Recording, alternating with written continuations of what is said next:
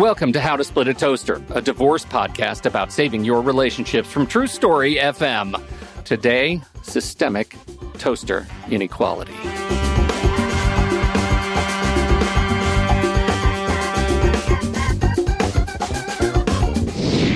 Welcome to the show, everybody. I'm Seth Nelson. As always, I'm here with my good friend Pete Wright. There's nothing different in the law when it comes to divorcing a white couple compared to a black couple. But the law is only part of the story. Mike Easterling is co-host of Just Being Brothers and a retired television producer. He's twice divorced, father of two, grandfather of two, and he joins us today to talk about the cultural and societal stigma attached to divorce in the black community. Mike, welcome to the Toaster. Hey, thank you. Thank you. Glad to be here. Mike, you're a fascinating guy. I'm excited to talk to you about this. You came to us. You're co-host, co-founder of the Just Being Brothers podcast, which is a thing you seem to have landed on after an extraordinary career in television and your own history of divorce. And so we want to talk about a couple of things in the context of this conversation with you. The first is, as you have been saying yourself, you're an old dude, and there's this whole angle of gray divorce and how that has impacted you. And we've talked about gray divorce a little while back on the show.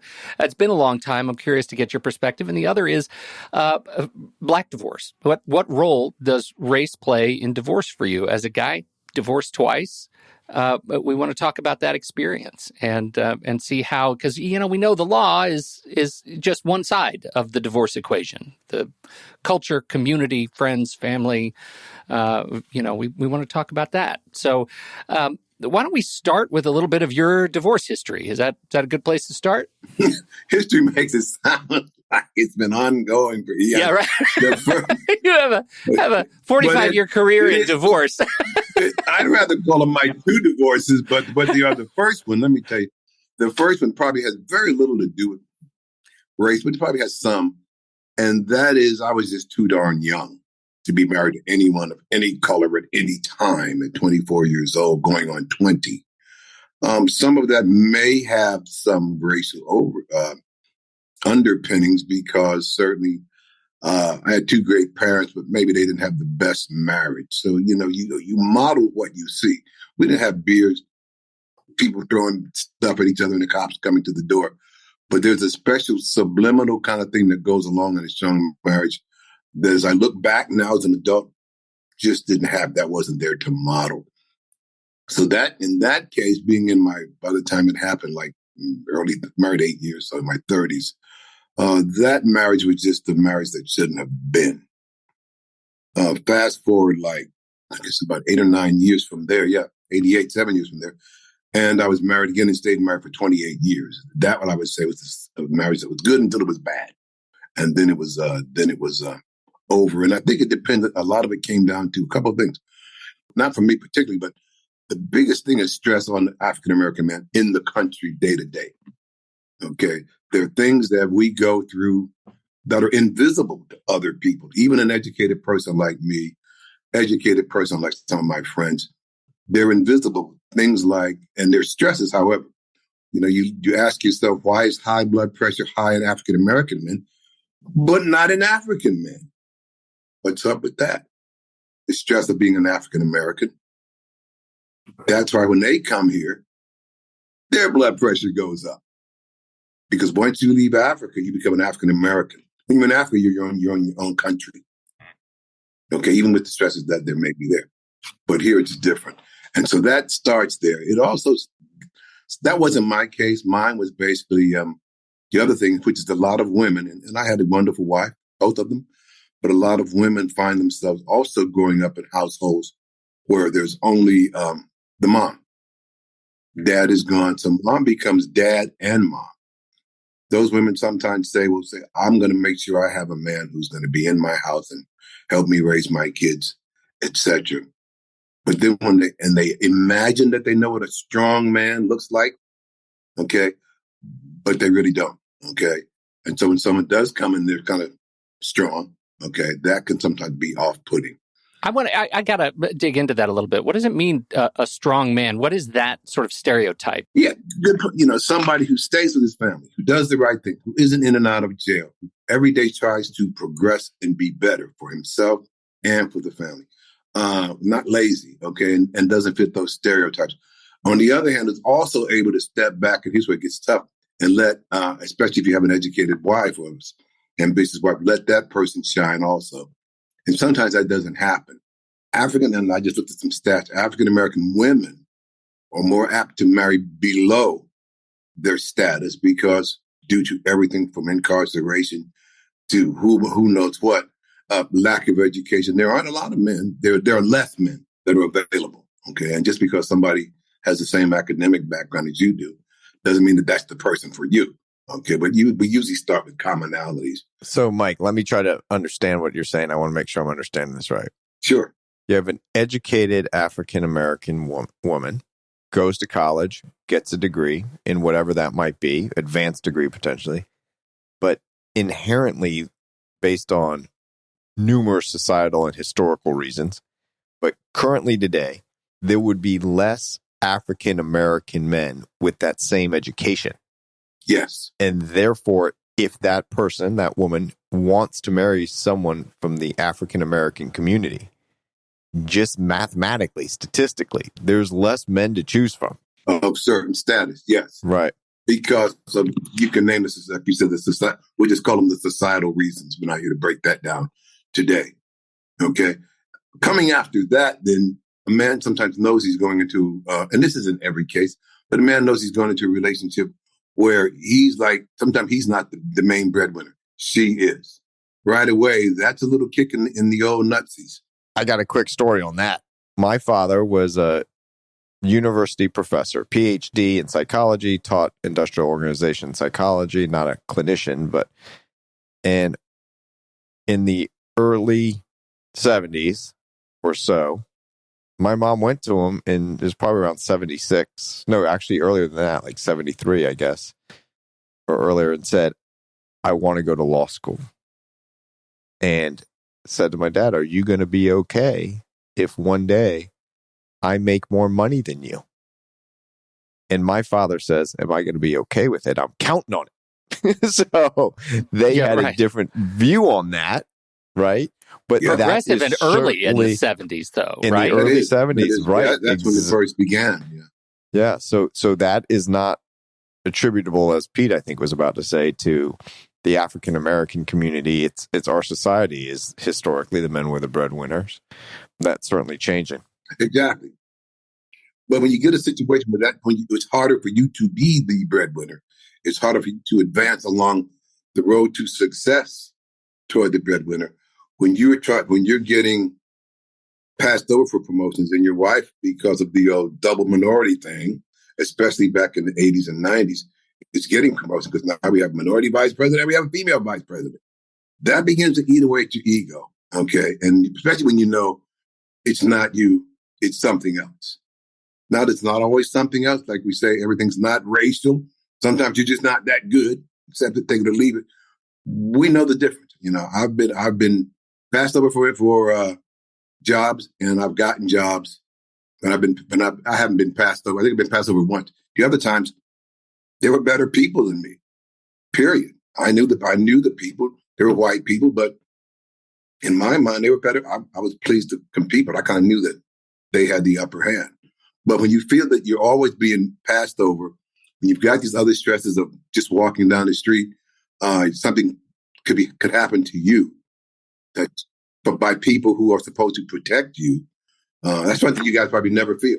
Yeah, I think that's the point, right? It's like at some point there's this vicious cycle of the experience, the Black experience of dealing with the Black experience, dealing with and that's kind of why I want to go into this conversation with your perspective on dealing with the law. And we're not necessarily talking about, the other incredibly important issues going on in society right now, police violence and dealing with all of those issues. We're just talking about dealing with the law as a Black couple getting a divorce. Are there negative stereotypes that I would never have to consider? Are there negative impressions of the divorce process that I would never see because of what color I am? Not, you know what? Not that I know of, to be straight. That's one place that once it's divorce time, it's your lawyer. Now, the first time my lawyer was a college baseball teammate. Second time I had a white lawyer that I knew from Greater Baltimore Association, Leadership Baltimore. And basically it came down to the same thing. In the community, however, there was a time when that was totally frowned upon. Divorce. You stay, you marry, you stay it out, you stick it out. Not just for the kids, you stick it out totally. If you don't, you're weak, you're not a man. Because it's a moral weakness, right? It's a moral weakness, okay? Especially at the time when we as a people were more closely aligned with the church. The civil rights movement came out of the church. Everything came out of the church. Education came out of the church. Many of the African-American colleges, HBCU, of which I'm a proud HBCU grad of Howard University, but some of the smaller ones came out of the church working with both black and white people. And so, Mike, to understand this, because so much of the historical African experience and movements were surrounded by faith, and from the faith movements, then that makes divorce even harder. And we've talked on this show, Pete, about what happens when divorced couples are very active in their church. Our guests were saying, look, we're kind of a special class or a lower class. They won't talk about divorce, even though we're here in the church. And those are people that have been remarried. And Mike, you're saying people would stay together because of the societal pressures of the church. In the African-American community, yes. Does that then perpetuate the experience of those children who model, as you say, what they see? And then maybe they're going to end up in a marriage that isn't necessarily what's best. That can be. But, educate me, and we'll talk about education. Education frees you from that. Okay? As people left, let's go back from the 70s to the 80s, as the opportunities for education expanded, walls were broken down, people began to experience a new America in which divorce itself began to be like, well, maybe that's not such a bad thing. We began to see movie stars begin to get divorced. Okay.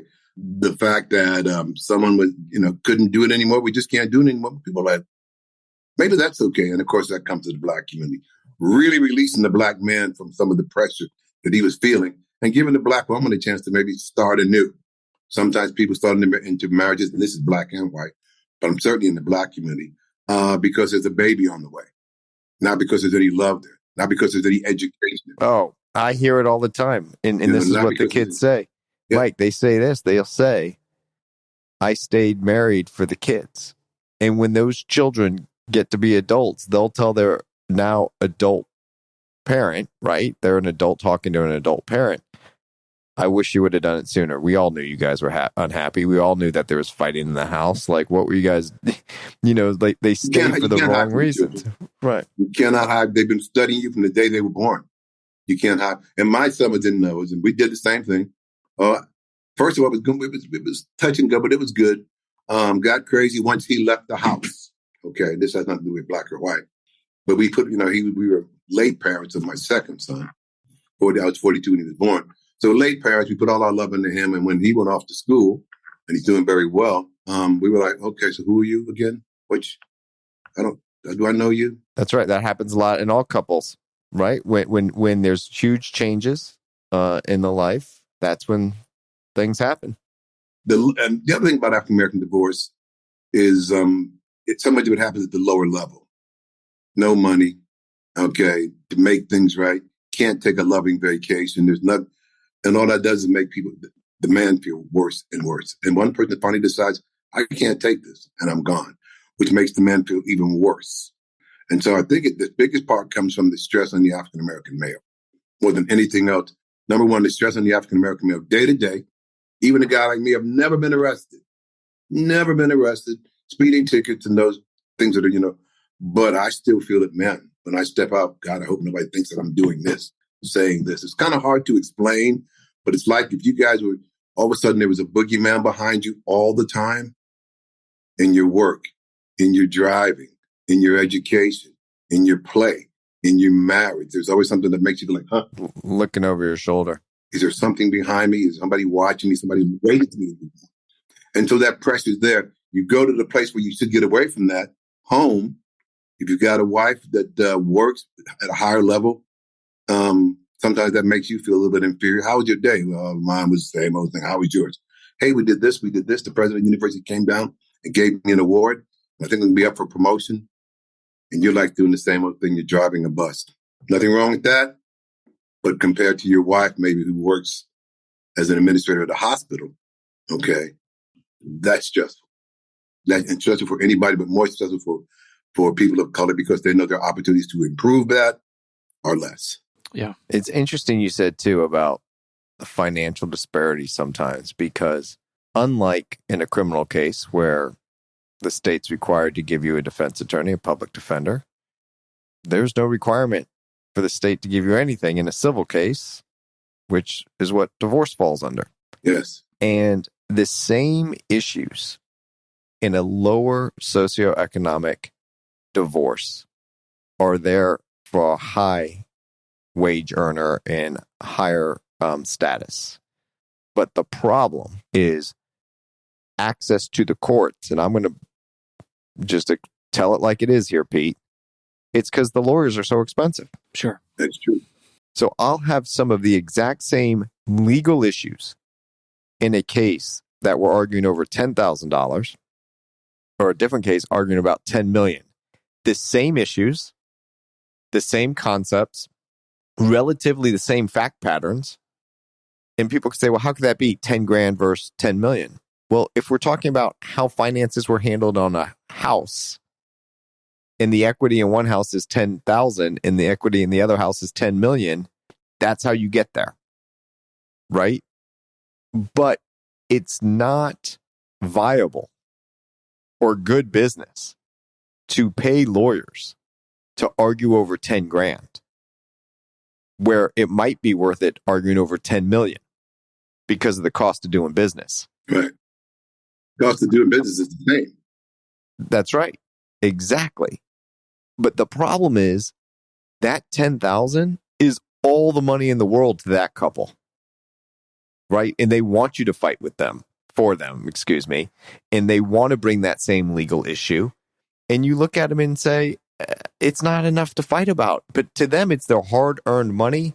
It hits to what I think Mike is talking about. Like, hey, just because I don't have enough or enough to pay, like, it's still me. And maybe it beats them down that their issue isn't worth arguing about because the finances where the higher socioeconomic class is. And they really don't get access to courts then. You exactly. I know when I got divorced. Access to funds. And there's another thing that, and this will probably dovetail into gray divorce. And that is the old thing in addition. And this goes back to when I said the church was involved and religion was involved. And there's a thing, I don't know about other communities, but in our community, you're like, man, when you look at the cost of hiring a Seth Nelson or anybody else, you go like, it's cheaper to keep her. Oh, I've heard that saying. Yep. But that's where you sometimes end up when somebody goes out on a stretcher because of that stress. And people go, man, why didn't you just walk away? Dude, God, I got 4 kids, man. I'm making $1,750 over at Armco Steel. She's staying home with the kids. Okay. I'm trying to get this stuff done with $35,000, $40,000. I can't just walk away on my kids. That's right. Okay. So when the divorce comes with people like that, it's because it's the best thing. It's not the next step would be something that's maybe not good. Why? Why can't you just handle that?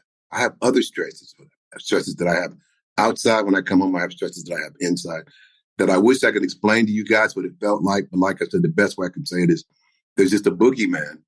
And even when the boogeyman is not there, guys, and I'm not going to just say lower income Black people, even when it's not there, we feel it. Seth, according to the National Institute of Alcohol Abuse and Alcoholism, about 10% of children live with a parent with an alcohol use disorder. That's gotta make your skin crawl. It certainly does, and it's something that comes up a lot in custody cases. But we've got good news about that. Whether you're the one who is absolutely positively sure that your spouse suffers from alcoholism, or you're the spouse that you say, I am not an alcoholic, I can be sober anytime I want, we can stop that he said, she said scenario by using Soberlink? Soberlink is fantastic and a great partner to us on this show. It is Soberlink. The device itself is real-time alcohol monitoring. It's a device that has a facial recognition camera on it, and you blow into it, and it sends real-time data about your use of alcohol to the people who need to know, your legal support, your spouse, to know that when it's time for carpools, when it's time for handoffs, anytime you're going to get behind the wheel with your child, that you are safe to drive. And Seth, I actually have a story. This is a new story for you, because we always talk about the spouse who's accused of having an alcohol abuse disorder, or somebody who is accusing an alcohol abuse disorder. I actually, just last week, I have a dear friend who is recovering and said that they used a tool just like this. Unfortunately, not brand Soberlink, but a tool just like this that helped them get clean, right? It helped them remember whenever they had to blow in that device that they were doing it for their kids. And I think that's yet another reason to really take this stuff to heart. You're doing it for the kids. Absolutely. We talk about Soberlink as being an independent third-party verification in real time that courts love. That's just because we're talking about the divorce world here. Soberlink is certainly used to help people maintain their sobriety. So if you have an issue, get to Soberlink. Do the hard work. It's hard work every day for the rest of your life. Spend quality time with yourself and with your kids. Soberlink, we really appreciate you sponsoring the show. Sign up and receive $50 off your device just by going to soberlink.com/toaster. Mike, the thing I've learned the most that I've never thought of, what I've learned from you today, is the stresses on the African American community based on the society that we are living in doesn't just go away when you get home and you're within the four walls of your home. There's the stress is there, because to your point, I thought, okay, you're in your home, you're having a meal, maybe those stresses aren't there, but like I always tell Pete, and we've heard it, I tell people, live your life, not your divorce, but your divorce creeps in every day. Those stressors are still with you, even when you're home safe within your four walls. And that then negatively impacts that relationship. The other reason that drives it, guys, is that a lot of us have a taboo, a cultural taboo against getting help, getting counseling. Okay, we're getting better as a race about that. But when I'll give you the typical, we laugh at it, those of us who have moved along as far as our sophistication in that area. But when someone were to say to me, Mike, back in the day, you need to go talk to somebody. Man, I ain't crazy. Man, I don't need no help. Don't tell me I need help. Don't give me more stuff. You're already telling me I'm inferior out here on the job. I got to be careful when I'm driving down the street. If I approach a policeman to help me, he might think that I'm the villain. We've seen cops come to break up fights. And who's the first guy they grab? And people are going, no, it's not him, it's that kid. And the cops are locking up. That's every day. Okay. So now you come in here, you tell me now I need somebody else. You're telling me I'm weak again. I'm not going for it. I'd rather walk away. That attacks my manhood. We're past that, but not way past it. I think that's a really interesting one. And when you talk about sort of like, and let's just say the personal cultural recovery that comes after divorce, you were married 8 years your first time.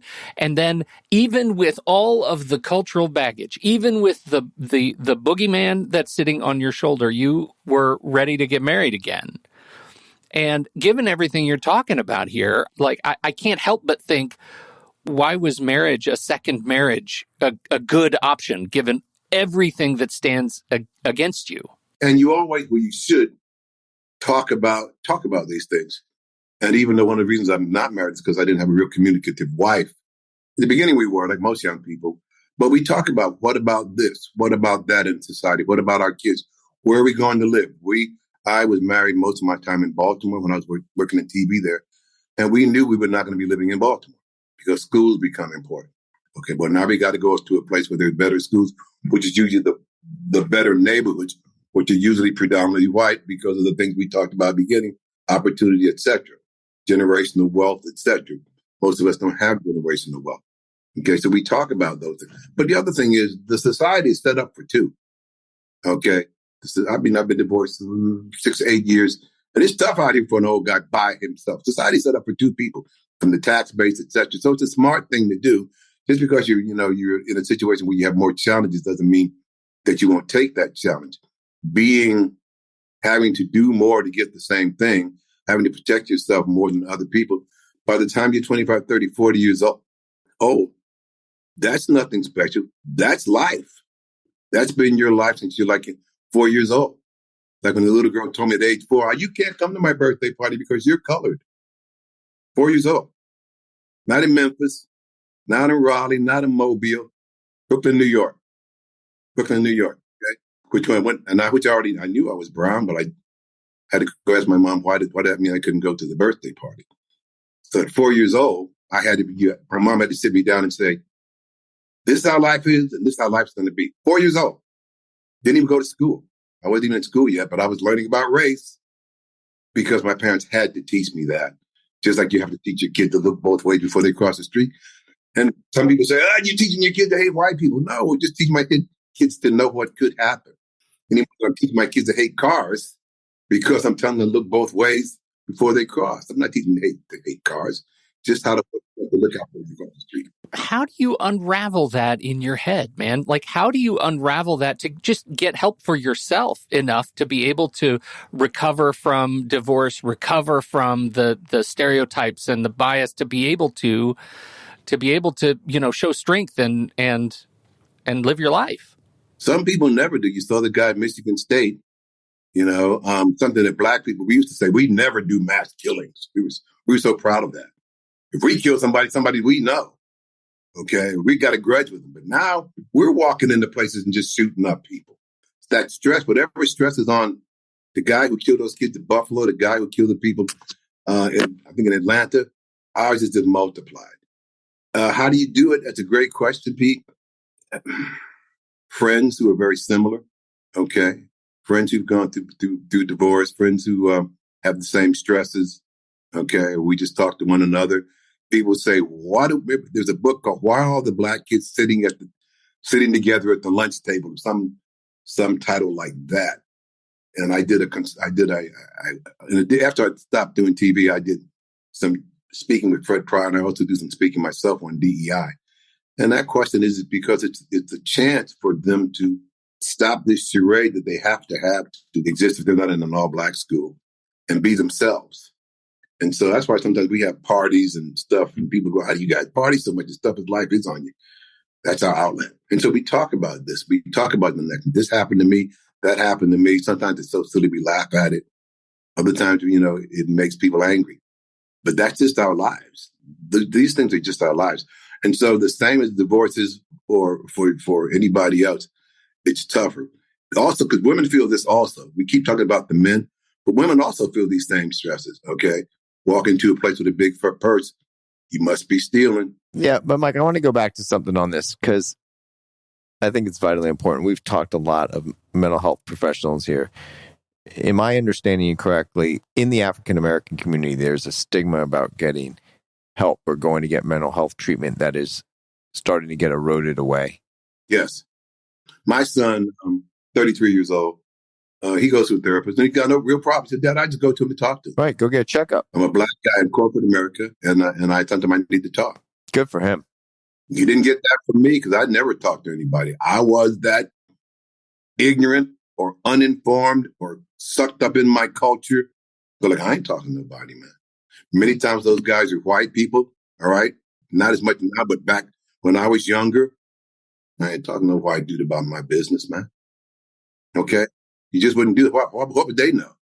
There are more young African-American therapists now and counselors for people to talk to. And that, to me, I think is one reason that's losing. Not to mention that we're more educated than we were a generation ago, 2 generations ago. And we realize there's nothing wrong with seeing somebody any more than there's something wrong with seeing somebody about a physical illness. The mind also can get out of things as well. But, for us, it was all, if you go to see anybody about anything, you must be crazy. You can't handle your own business. You need somebody to tell you about I don't need anybody to tell me how to run my marriage. Yes, you do. You just don't want to admit it. Yes, you do. We just not gotten to that point where we go, yeah, you're right, I do. Other than Pete, I don't know anyone that needs everyone I know. Where are you going with this? It's a compliment. Other than Pete. All right. Other than Pete, Everybody I know needs to know how to communicate better. Pete's a fabulous communicator. Oh, thank you, Seth. That's good, man. I got one more question before we get to wrapping up, Mike. You're father of two, grandfather of two. Mm-hmm. Yeah? Soon to be 3. You soon to be 3. Congratulations. Yeah. And by that, he means a grandchild, not another father, Pete. I want to be very clear about that. The lawyer is going to also make sure everything's very That's clear. right. Oh, every day if I had a bell, Mike. Absolutely, man. Don't throw me into that train again. Even though I got 2 great guys. My sons, thank you, Lord. 2 great guys, never incarcerated, never easy with the police. The baby boys, a West Point grad. I'm one of those guys who beat those things we're talking about. Well, that's what I'm curious about. As you think about have you reflected on the lessons that you've learned in watching your kids that have been passed on about how you deal with relationships, marriage relationships, partner relationships, and what they've learned from you? That whole "it takes a village" thing is really true. I had great friends, fraternity brothers, college friends that my sons also were around. He had like 5 or 6 uncles that were not my brothers. Uncle Bob, Uncle John, Uncle Ron, but they were part of that because people say you can't pick your family, but you can pick your family.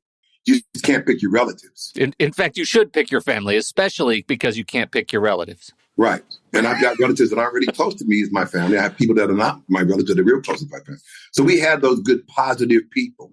It was like, talk to us about anything. Okay. And so it's hard to say, those folks there, you need to stay away from those people. They have a wrong message. Yeah, but they Black people too, Dad. They're like,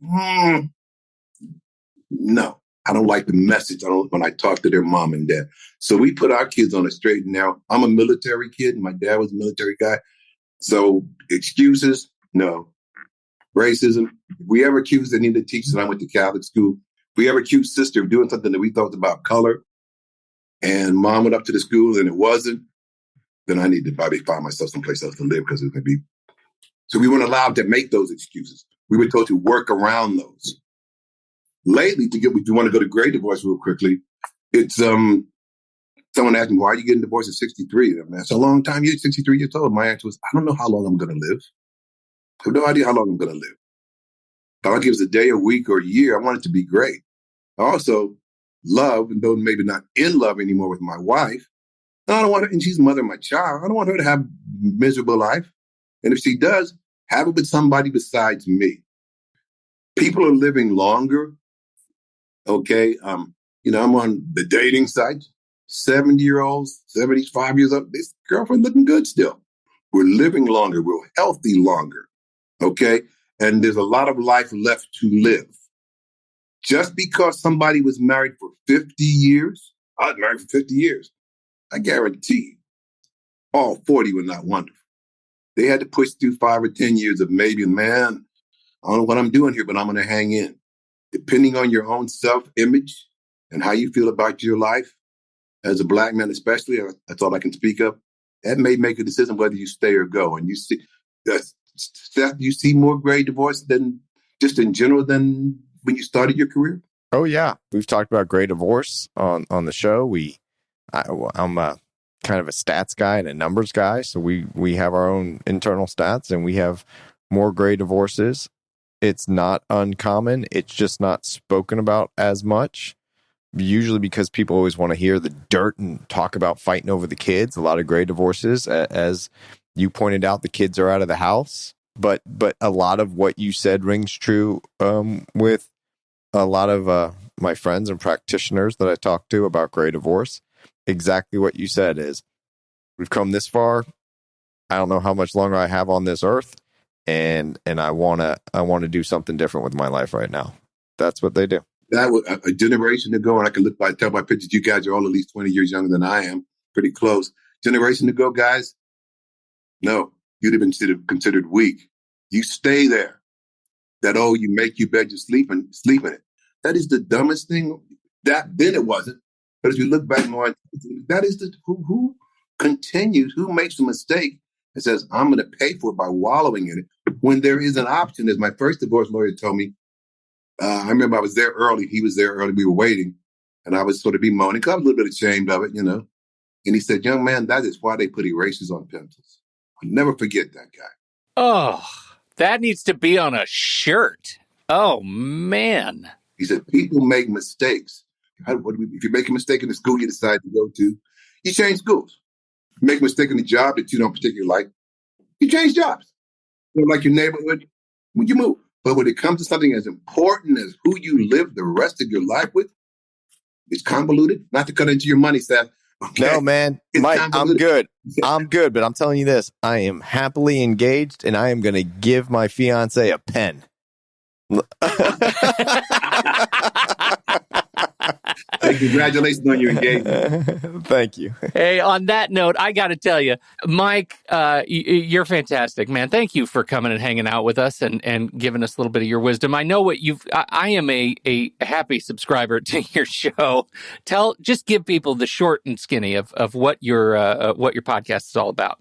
Just Being Brothers is really one of those Mickey Rooney, Junie Garland, hey, let's have a podcast. Came out of the fact that for 70 years, I've been talking to this guy. Named Steve. We're both big personality guys. Okay. His a little bit bigger than mine. I say, but we're two guys who just talk about anything as brothers would do. You guys are just listening in on a couple of guys talking. Sometimes we know what we're talking about. Sometimes we're not certain. Sometimes it's strictly opinion. We talk about anything. It's more entertainment. I'm not going to help you lose 30 pounds in 30 days. I'm not going to help you increase your net bottom line we're not doing that. Every now and then, while you're driving along, you can just put us on, get good conversation and get some laughter along the way. We never make fun of things that are serious. Got one coming up on guilt and shame. Those things, even though we maybe jab at each other because we're brothers, we take those topics very seriously. But we're just a couple of guys trying to entertain people and give them something else to listen to, and also approach as many topics as we can from the Black perspective with a different perspective. Everything isn't racism. Everybody's not out to get you. Look at things, more than we as Black people, because we sort of live as a group. One person does something screwy, that's all of them. Okay. If one person does something great, that's only one of them. Okay. So we live as a group. We're socialized as a group. So we want to make sure that we don't all have that mob think that everything was, I'll be real quick. So we want to talk about things differently. We want to do it with a lot of fun. And like brothers do. So you hear me take shots at him. He'll take shots at me. I tell him he's the good looking one. I'm the smart one.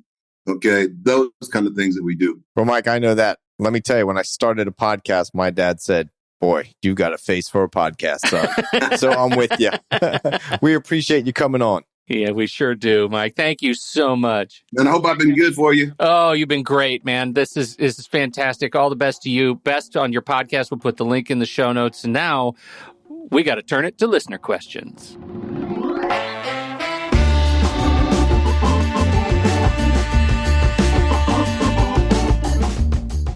Listener question, Seth. We got a listener question. This one comes from Cass.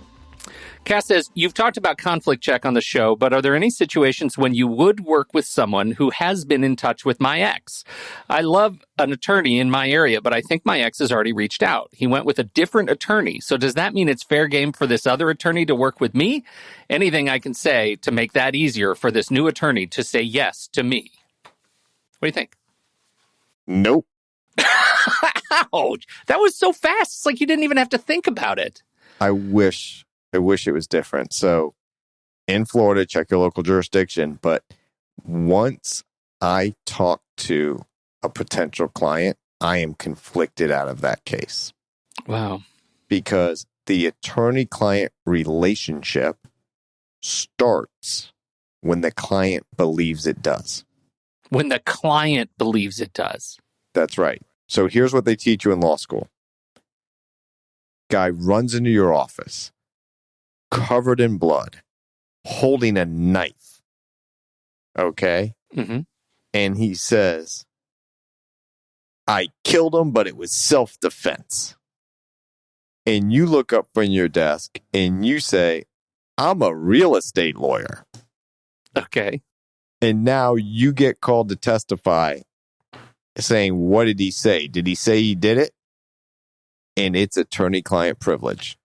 Really? Yep. If he knows you're a lawyer, he comes in, he goes, are you a lawyer? Yes, I killed him. Boom. If he believes that there was an attorney-client relationship at that moment in time, Yeah. then there was one. Man. And so that is why it's so critical. I get calls all the time. Can you meet with me and my spouse? We got it all basically worked out. We want someone to work with both of us. We don't want to quote unquote lawyer up. And I said, I wish I could. I can't. I am restricted by the Florida bar rules where it's an inherent conflict of interest. And therefore, I'm not allowed to do that. Serious about that. They are serious. If you think that your spouse called a lawyer, it's pretty easy to find out because the lawyer won't tell you that they called. You call and you say, I want to talk to the lawyer. They should run a conflict check. And then they'll say, I'm sorry, I can't talk to you. Don't ask them why. We all know why, because there's a conflict. Yeah. Okay. Well, that makes it easy. So, Pete, there is good news. Okay. I know I was pretty emphatic. Emphatic is right. The person that holds the privilege can waive the privilege. Oh, okay. So what you're saying, you could go to your ex and say, can you let go of this? This listener could go call the lawyer. The lawyer could say, I have a conflict. Then you can go to your former spouse or whoever the other party is and say, look, we're getting divorced. I called this one lawyer. They said they had a conflict, which my understanding is you talk to them. Do you have any problem with me having them as my lawyer? Would you waive that conflict? And that should be okay, right? They say, yes, you can have them. And I assume, what does that look like? They have to call the firm and say, the spouse has to call the firm and say, I waive my privilege. If I get that phone call, I am blanketing that file. Okay. And when that person that originally called me that didn't hire me then gets a lawyer, I'm going to disclose I spoke to them. It's my understanding they're going to waive the privilege. We're going to do a signed document that we're going to file in court. Mm-hmm. Easy enough. Right. Now, you know me, Pete. I do. I can be a little competitive sometimes. Oh. If that person waives the privilege, you know I'm going to crush them in court because they didn't freaking hire me. Forget reasonableness. Forget settlement. Right. Let's take them to court. Yeah, that's right. All right, we're going full War of the Roses. I get it. Just joking. Okay. We do have another question. This comes from Anonymous, and it's an interesting question, and I think also a request. If you've not already covered this on another episode, it would be great to do a whole episode on all the common misconceptions about divorce in Florida. Now, the listener goes on to list out a number of misconceptions that they have heard in their experience about divorce in Florida, and it's a great list of great questions. Tell me the list real quick. Well, here it is. Here are a couple of them. If I buy a car in my name, then it's not marital property, even if I'm married. If I own my own business, I can just stop paying myself to avoid child support. I'm easily going to be able to get sole custody of my kids. I'm entitled to an attorney in my divorce, just like in criminal law, and many others, says the listener. So we've got started this list of misconceptions. We could bang them out one by one here, but maybe we should just level this up. Let's do a thing. Yeah. We always talk about check your local jurisdiction. Mm-hmm. This is information that people need to know. This is a great question/suggestion. Yeah. And I know I'm a lawyer. I know I'm not a judge, but request granted. Pete, let's do another show. Powerful. Okay. This is, it's happening. It's for real. We're going to get it in the schedule. So, listener, you know who you are because you wrote the question. Stand by. And that, as they say, is that. Thank you, everybody, for downloading and listening to this show. We sure appreciate you. And thanks to our fantastic guest, Mike Easterling. I learned a lot, and I hope you did too. On behalf of Mike and Seth Nelson, America's favorite divorce attorney, I'm Pete Wright, and we'll catch you next week right here on How to Split a Toaster, a divorce podcast about saving your relationships.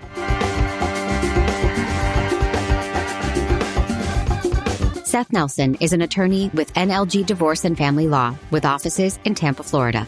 While we may be discussing family law topics, How to Split a Toaster is not intended to, nor is it providing legal advice. Every situation is different. If you have specific questions regarding your situation, please seek your own legal counsel with an attorney licensed to practice law in your jurisdiction. Pete Wright is not an attorney or employee of NLG Divorce and Family Law. Seth Nelson is licensed to practice law in Florida.